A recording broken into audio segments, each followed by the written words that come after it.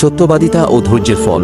একদিন এক ছোট্ট ছেলে তার মায়ের কাছে এসে বলল, আম্মু, আমি বড় হয়ে একজন সত্যিকারের মুসলিম হতে চাই। আমি কিভাবে সেটা করতে পারি? তার মা বললেন, তোমার জীবনে সত্য বলা এবং ধৈর্য ধারণ করা খুবই গুরুত্বপূর্ণ।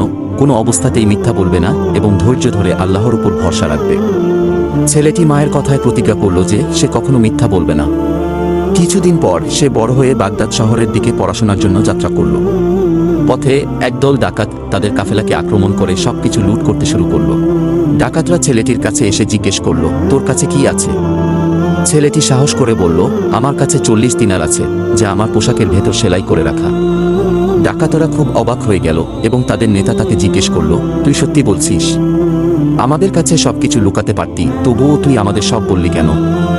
ছেলেটি বলল, আমার মা আমাকে মিথ্যা না বলার শিক্ষা দিয়েছেন এবং আমি তাকে প্রতিশ্রুতি দিয়েছি যে আমি কখনো মিথ্যা বলবো না।